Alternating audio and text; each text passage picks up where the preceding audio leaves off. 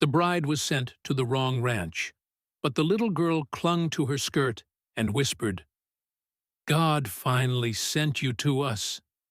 Montana Territory. Winter of 1869.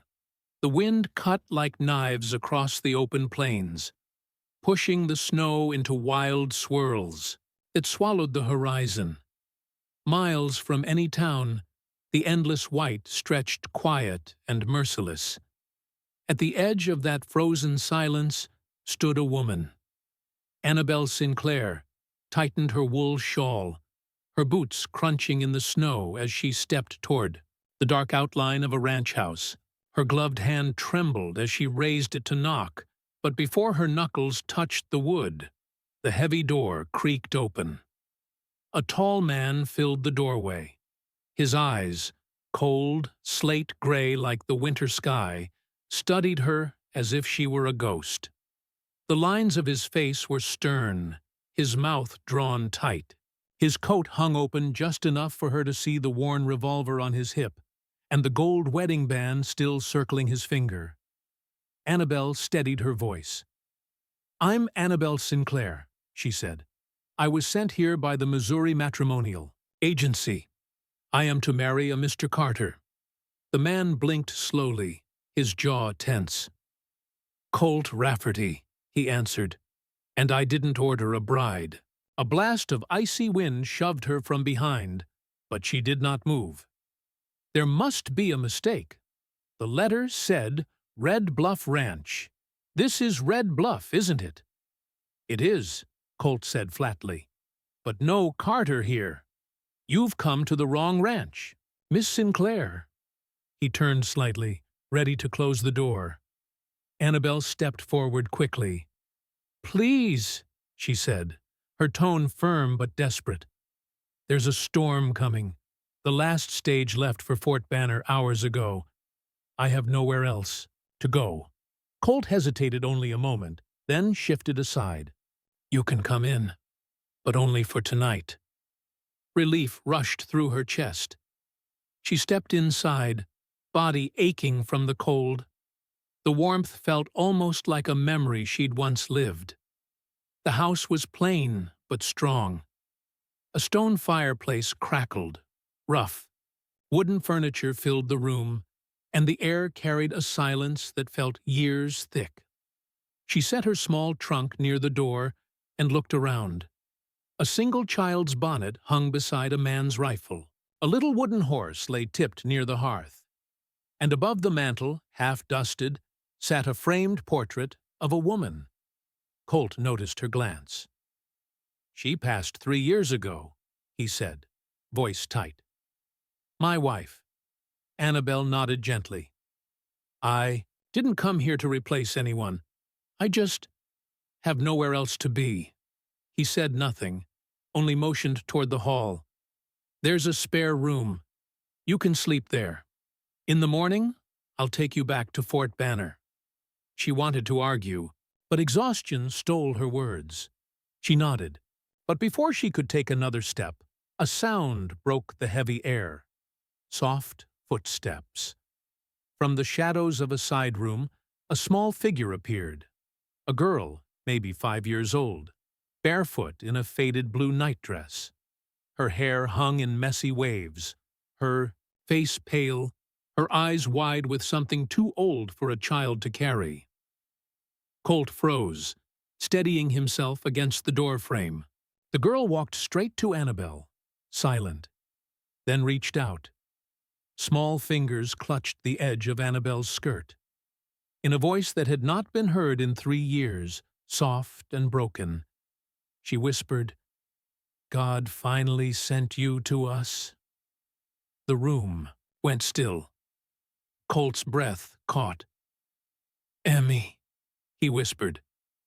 He dropped to his knees, disbelief on his face. "She hasn't spoken," he murmured. "Not since—" His voice cracked before finishing. Annabelle knelt down, meeting the girl's eyes. "Hello, sweetheart. My name is Annabelle." Emmy's lips trembled. "Are you going to leave too?" she asked, voice so small it nearly vanished. Annabel's chest ached. She touched the girl's cheek softly. "No," she whispered. "Not tonight." Colt's hands clenched at his sides, but his eyes softened in a way Annabel hadn't seen. His voice dropped low. "Stay. At least until the storm passes." Annabel nodded, though inside she knew. The storm was already here, and she was already part of it. The snow did not stop. It buried the hills and sealed the roads in silence. Days stretched on, the ranch cut off from the world. Colt didn't say much, but on the morning after her arrival, he told her she could remain a few more days until the weather cleared. His tone wasn't kind, but it wasn't cruel either. Just fact. The house felt locked in time. Dust clung to corners. The portrait of his wife watched over the room with quiet dignity. Her smile was faint but unsmiling, her hair pinned neatly. The frame carried a thin layer of dust, untouched for months. A piano sat in the parlor, its surface scratched, keys yellowed. Annabel slid her fingers across the lid, but didn't lift it. She imagined it had once played lullabies. Now, it only held silence. In the wardrobe of the guest room, she found a lace dress still hanging. Delicate, but faded. Its sleeves were carefully stitched. She knew without asking. It had belonged to Mrs. Rafferty. Perhaps Colt had meant to pack it away. Perhaps he never could. Colt himself stayed distant. He spoke only in short, functional sentences. Rarely did he meet her eyes. Yet Annabel saw his quiet care in small things. He set extra logs on the fire before she woke. He nailed down a loose window panel in her room. He fixed the crack in the kettle handle after noticing her struggle. He said nothing of these things, as though they were for no one at all. But Annabel noticed, and she understood. Emmy, meanwhile, slowly began to bloom. At first she hovered near walls, clutching her rag doll with missing buttons. She didn't speak again, not even a whisper, but her eyes followed Annabel everywhere. One afternoon, while Annabel mended her glove by the window, Emmy left a folded paper on the table and ran off. It was a drawing, 3 stick figures, a tall man, a woman with yellow hair, and a small girl holding both their hands. Above them, a bright sun and the shaky word, Mama. Annabel pressed the paper to her chest, breath catching. The next morning, Emmy brought her a crooked plate of biscuits, half-burned, lopsided. The kitchen smelled of smoke and flour. Annabel thanked her as if it were a grand feast and ate every piece with care. Emmy smiled for the first time, tiny, unsure, but real. Later that week, while Colt worked in the barn, Annabel sat outside, with Emmy in the pale sun. The girl curled in her lap like she belonged there. Annabel read to her from a worn Bible she found on the shelf. Emmy didn't understand every word, but she listened, her fingers playing with Annabel's sleeve. Through the window, Colt watched. He didn't interrupt. The warmth between them didn't erase the cold, but it carved out a small place against it. Yet beneath those soft moments, something unspoken always lingered. Something heavy in Colt's eyes, something trembling in Emmy's. Silence. The house was mending, but it was not whole. Colt found the letter by accident. He had gone into the guest room looking for blankets. Annabel had complained of a draft the night before. That's when he spotted an envelope tucked under a folded shawl. He shouldn't have opened it, but the flap was unsealed, and curiosity, in a quiet house, can turn into something else. The handwriting was delicate, but the words were sharp. Her injuries have healed well enough. She may live a long and healthy life. However, the trauma to her abdomen has caused lasting damage. The likelihood of childbearing is minimal to none. Colt folded the paper slowly, like it might shatter. That night, the fire burned low, shadows stretching across the floor. Emmy was already asleep upstairs. The wind howled outside. Annabel sat, in the armchair, shawl wrapped tight, staring into the embers. Colt stood near the window, arms crossed, jaw tight. He watched her for a moment before speaking. "I found a letter today." Her shoulders stiffened. She didn't look at him. "I didn't mean to pry," he added, quieter this time. "I know," she said softly. Then, after a pause, "You read it?" "I did." Silence stretched heavy between them. She finally turned. Her face was calm, but her eyes betrayed everything. The shame, the hurt, the fear of being seen too closely. "I was a nurse," Annabel began quietly. "During the war. Not trained, just forced to be one." Colt sat across from her. He said nothing, only waited. "There was this one boy," she whispered. 8 years old, maybe. They brought him in wrapped in a Union flag.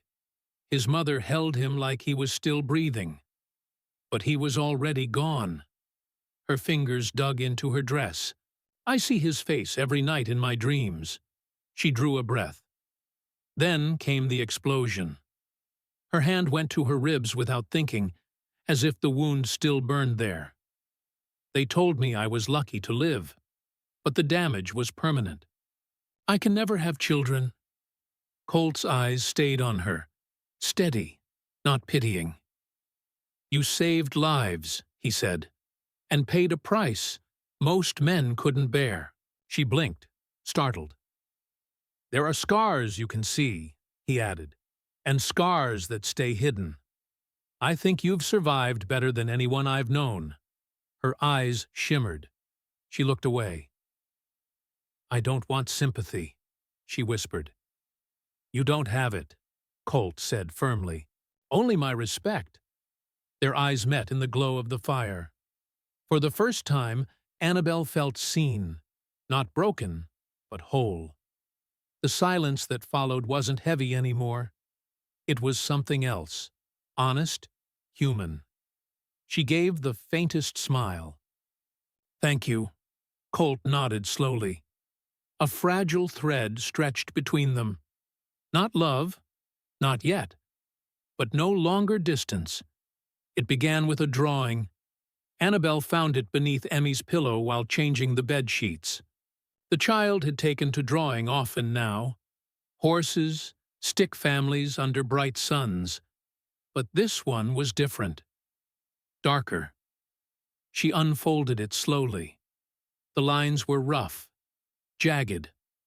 A small figure, a woman, stood with arms reaching out.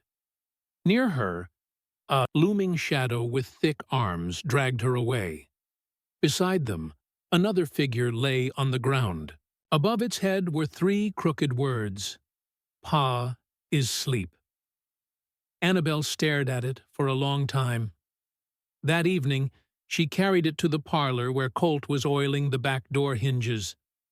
She waited until he finished, then handed it over without a word. He looked once at the page, then sat down heavily. "She draws a lot," he said flatly. "Not like this," Annabel answered. Colt nodded once, more to himself than to her. Silence filled the room, colder than the winter air. "I've never asked," Annabel said carefully. "What happened to your wife?" Colt froze. He set the drawing aside, elbows on his knees, eyes on the floor. His voice was low, heavy. "I was drunk. That night. There had been an argument earlier. I don't even remember about what. She went upstairs with Emmy. I stayed by the fire. I drank too much. When I woke the next morning..." He stopped. Annabel leaned closer. "What? Did you wake too?" His eyes were hollow. Blood on my shirt, on the floorboards near the back door. My wife was gone. So was her coat. He rubbed his temples. The sheriff came, asked questions, but there was no body, no note, nothing. They ruled it a disappearance. And you? Annabel asked softly. They said she ran off. Others weren't so sure. Her gaze searched his face. Do you believe you hurt her? His jaw tightened. I don't know. The silence after was heavier than snow. I've tried to remember, he said. Prayed for dreams, flashes, anything. But nothing. Just the hangover. And that damn blood. Annabel swallowed hard. Why didn't you tell me? Colt lifted his head, his eyes raw. Would you have stayed if I had? She had no answer. Later that week, Colt hitched the wagon for supplies in town. Annabel, restless, walked on foot through the snow to a cabin near the woods. The townsfolk had mentioned it. A widow lived there, Mrs. Hargrove. Half-blind, they said, but sharp as a knife. The door creaked open. Mrs. Hargrove stood wrapped in a shawl, her frame thin, a long scar running down her neck. One good eye studied Annabel. Colt Rafferty's woman, are you? The old woman rasped. I'm staying with him, Annabel said cautiously. I have questions. Don't we all? Mrs. Hargrove muttered. Annabel explained about the drawing, about the blood, about Colt's lost memory. The widow listened, rocking slowly on her heels. That night, she said finally, I heard something, a scream around midnight. But my husband was already dead by then. And I don't go looking for trouble in the dark. Next morning, Mrs. Hargrove said, her voice low, I saw footprints in the snow. They led from their house down the ridge. Just one set? Annabel asked. Two, the widow replied, but only one came back. Annabel's chest tightened. You told the sheriff? The old woman shook her head. Sheriff was Colt's cousin. Didn't want scandal. Told me to keep quiet, so I did. She looked away, her voice softening. But I always thought that boy deserved the truth, even if he was too broken to search for it. Annabel stood in the doorway, the wind brushing her cloak. Her mind spun. Footprints, a scream, unexplained blood, and a child who remembered more than anyone thought. The past wasn't dead. It had only been buried. The snow outside did not ease, but inside the ranch, something began to shift. Each day brought small, quiet changes. Emmy laughed now, soft little sounds like spring. Wine chimes. Annabel showed her how to thread a needle, how to pull it through cloth without breaking it. Their first project was a handkerchief. The stitches were crooked, the flower uneven, but Emmy's pride was radiant. Colt stood in the doorway one morning, arms crossed, leaning against the frame. He said nothing, but Annabel noticed. The tension in his shoulders eased, his jaw no longer so tight. Later that day, he took Emmy outside. The sky was pale gray, snowflakes drifting like feathers. He lifted her onto the back of a chestnut, mare with slow care. Her legs dangled far above the stirrups, but her grin was wide. This one's gentle, Colt said. Her name's Lark. Annabel leaned against the fence, gloves resting on the worn wood, watching as he guided the horse in a slow circle with his hand steady on Emmy's back. Each time they passed, Emmy waved at her. She trusts you, Annabel said when they returned. Colt brushed snow from the girl's cap. I guess she knows when someone's worth trusting. That night, the storm grew fierce. windows rattling against the wind. When Annabel stepped outside to fetch a bucket, the cold caught her throat. She wore only a shawl and thin scarf. Before she could turn back, Colt appeared. Without a word, he draped his thick coat across her shoulders. "You'll freeze like that," he murmured. They were close. Too close.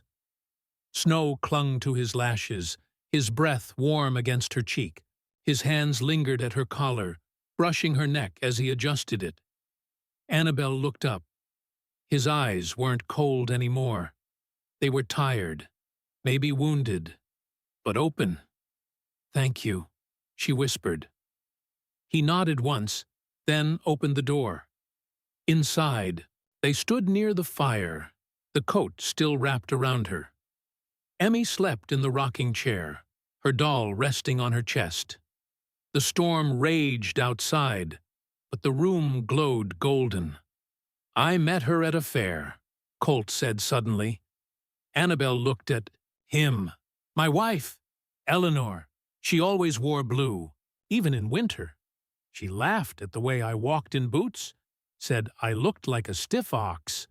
Annabel smiled gently. "She sounds strong." She was. She kept this place alive before I even knew how. Taught me to cook. Taught me how to hold Emmy without panicking. I was no good with babies. His smile flickered, then faded. "I still wear this." He lifted his hand, showing the ring. "Because I'm afraid, if I take it off, I'll forget the sound of her voice." Annabel reached out carefully, her hand resting over his chest, above the steady beat. "Maybe she wants you to remember something else now. Not just her voice, the way she loved you, how much you still have left to give." Colt swallowed hard. "I don't know how."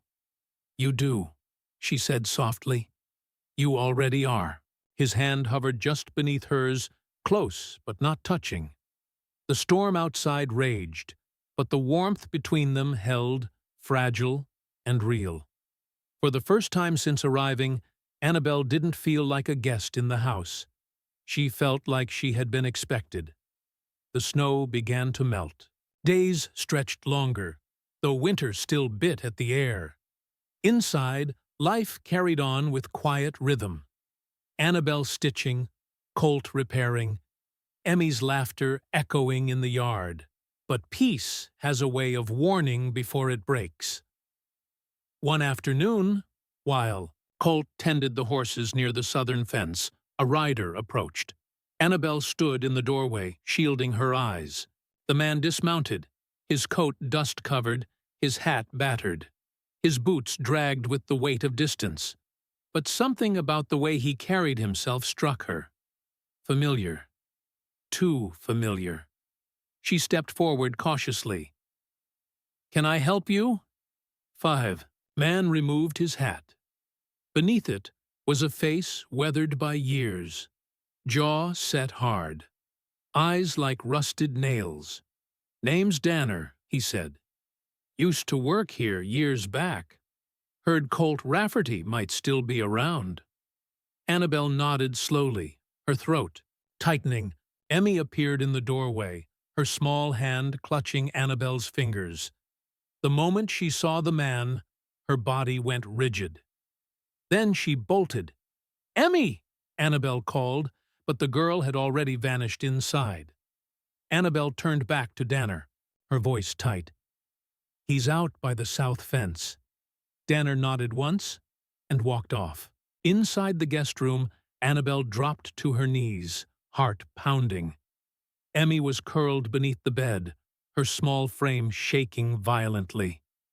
"Sweetheart," Annabel whispered, reaching under the frame. "What is it?" Emmy didn't answer. Her little hands groped blindly until they found a stub of charcoal from the sewing table. With frantic energy, she began to scratch lines across the wooden floorboards. Fast. Desperate. Annabel leaned closer. At first, the marks made no sense. But then the shapes formed. A woman. a child, a looming man with a blade, jagged red strokes for blood. The same shadowy figure Emmy had drawn before. Annabel's chest tightened. The truth was clawing its way out of Emmy's silence. She stood abruptly, eyes darting toward the rifle mounted above the fireplace. She barely reached the parlor before the doors burst open with a slam that rattled the walls.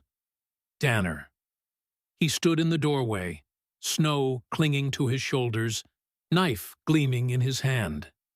His eyes found her with a chilling calm. She remembers. Doesn't she? He said, voice low and cruel. Annabel's throat tightened. You killed her, she whispered. His smile was twisted. She wasn't supposed to be there, neither was the girl. But your man Colt? Too deep in the bottle to notice. Easier that way. He stepped inside, boots heavy on the wood. Can't risk her talking now. Annabel lunged for the rifle, but he was quicker. With one brutal swing, he knocked it from her grasp. It clattered across the floor. She spun, trying to run, but his hand caught her arm. He shoved her down, the knife flashing above. Her scream tore through the house as the blade descended. Then, no! A small figure shot from the hallway. Emmy's scream was raw, unearthly, ripping the air in two. Annabel twisted, throwing herself between the knife and the child. The blade cut deep into her side. She collapsed, crimson blooming across her dress. Annabel! Colt's roar thundered from the doorway. The crack of a rifle shattered the air. Danner staggered back, clutching his side, but still breathing, still snarling. Colt stormed forward, face carved with fury, gun raised steady. He kicked the knife from Danner's hand and pressed the barrel to his chest. You'll never touch them again. Danner's knees buckled. He collapsed in the corner, gasping. Colt dropped to Annabel's side, hands trembling as he pressed against the wound. Stay with me, he rasped. Don't you dare leave. Me? Annabel's eyes fluttered. Emmy crawled to her, sobbing, clutching her arm. Then it happened. The word Colt thought he'd never hear again. Mama! Emmy's scream cracked through the house. Mama, don't go! Colt froze, his breath catching. Emmy's tears streamed down her pale cheeks as she clung to Annabel. Neighbors, drawn by the gunfire, rushed into the yard. A former deputy shoved. Through the door, his rifle raised. The moment he saw Danner, recognition flared. Within minutes, the law was called, and Danner, bleeding, snarling, defeated, was shackled. The truth spilled fast. Emmy's trembling drawings, the widow's memory of a scream, neighbors recalling whispers from years ago, Colt's haunted silence. All of it pieced together until the picture stood clear. Danner had been there the night Eleanor vanished. But none of that mattered as much as Annabel's fever. For nights, Colt barely left her side. He sat at her bed, mopping her brow, whispering her name, begging her to fight. Emmy curled beside her, holding a cloth to her forehead, copying Colt's every move. When Annabel stirred, her lips cracked a faint smile. You stayed, she whispered. I never should have let you get hurt, Colt choked out. Worth it, she breathed faintly, her eyes drifting toward Emmy. The little girl's voice was barely a whisper, but it carried the weight of eternity. She's my mama. Now, Colt's chest caved with emotion. He pressed Annabel's hand to his lips. You saved us both. Days later, Annabel stood at the window, snow spiraling down in soft silence.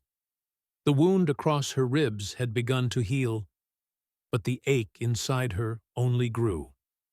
She couldn't stay. Not when she could never give Colt what his wife had once given. children, a future unbroken. At the kitchen table, with trembling hands, she wrote, "Dear Colt, you've given me warmth I thought I'd never feel again.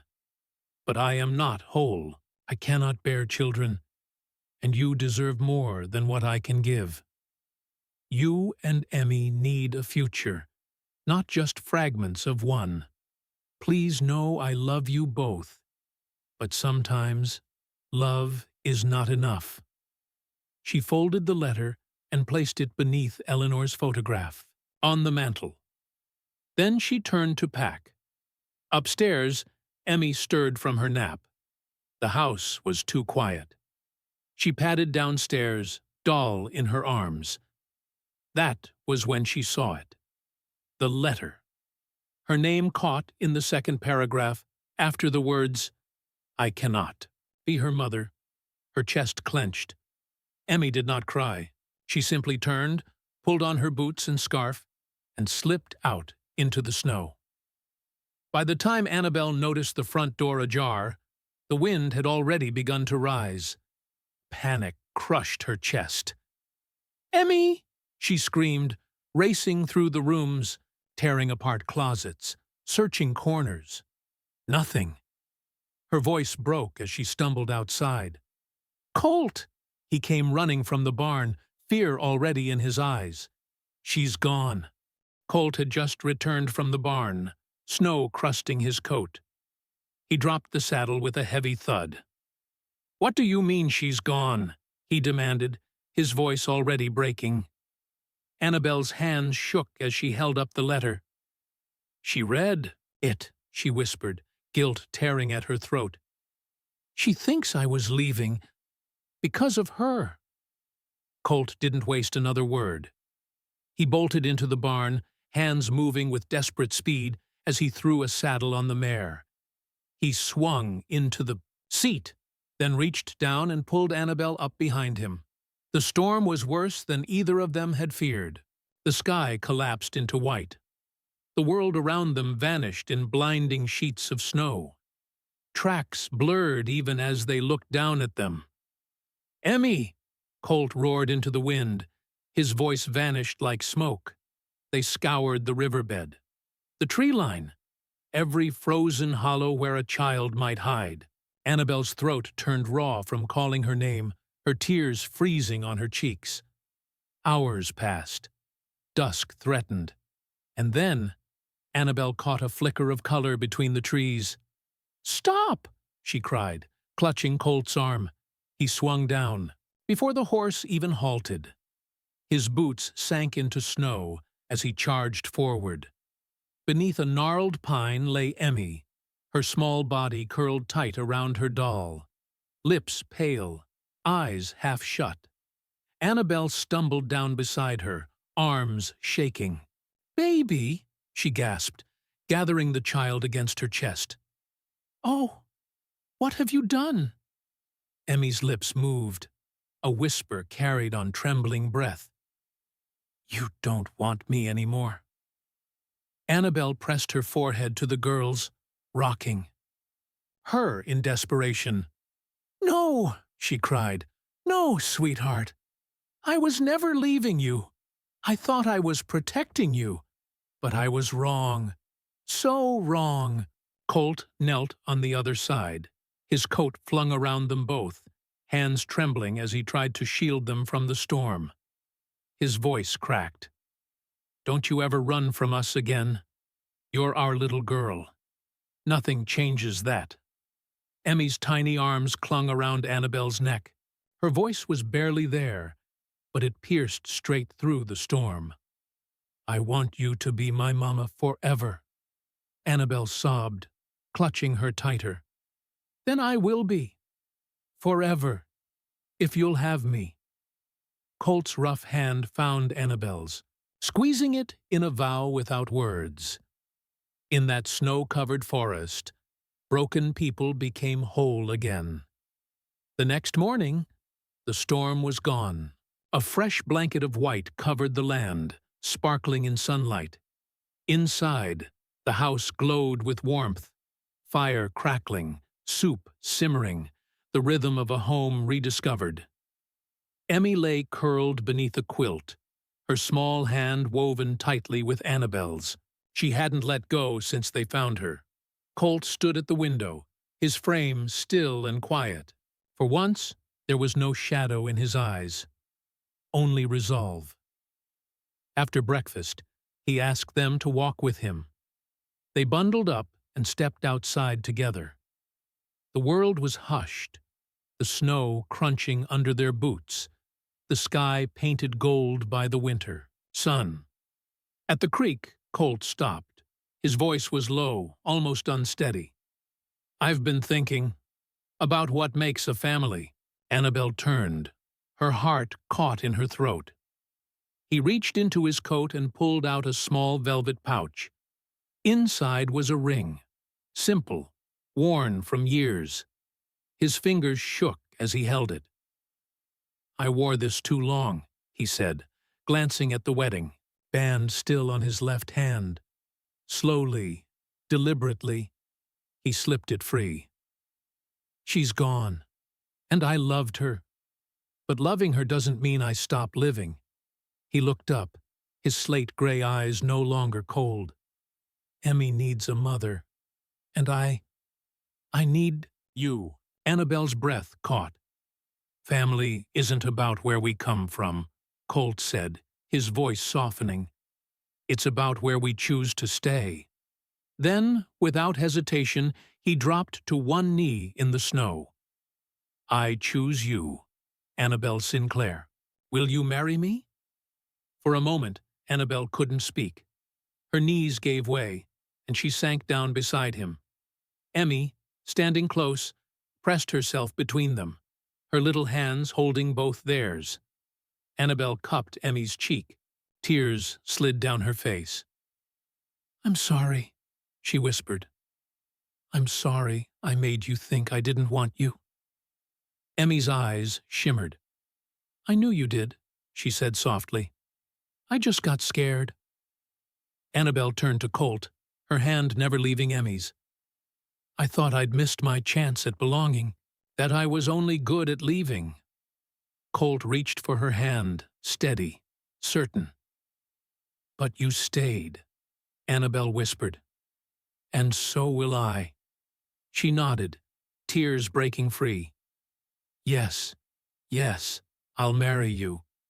Colt slipped the ring onto her finger. The weaker same band that once held grief, now carrying a new promise. 1 week later, Fort Banner's church opened its doors. The townsfolk filled the pews, whispering with excitement. They'd all heard the story. The war nurse who bled to protect a child. The rancher who found hope where he thought he'd buried it.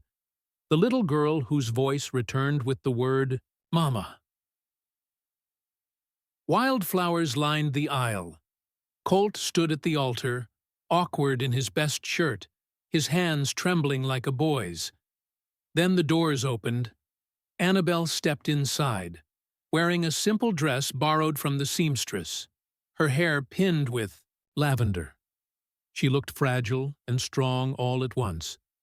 But it was Emmy who stole the room. She walked proudly ahead, scattering petals from a small basket, her blue dress swaying, her face shining. When the preacher asked, "Who gives this bride away?" Emmy piped up in a clear voice, "I do." Laughter and warmth filled the church. Colt's eyes glistened with pride. The vows were spoken. The kiss was sealed. Emmy wrapped her arms around both of them, squealing with joy. And together, the three walked out of the church into the bright sun, no longer bound by grief, but united by grace. That night, as firelight flickered and Emmy slept soundly between them, Annabelle lay awake, staring at the ceiling. Her hand brushed across Colt's, across Emmy's tiny fingers, and she whispered into the stillness, "I wasn't born to be a mother, but I was called to become one. And in that house where sorrow had once reigned, something lost was finally found." If this story stirred your heart, if you felt the chill of a Montana storm, the heat of a fight for family, and the wonder of a little girl's first word, then you are the reason we tell these tales. Here at Wild West Love Stories, we believe even in silence, sorrow, and snow, love finds its way. From a forgotten nurse, to a grieving rancher, to a child's footprints in the storm, this was not just survival. This was the story of choosing family, of becoming more than you ever thought you could be.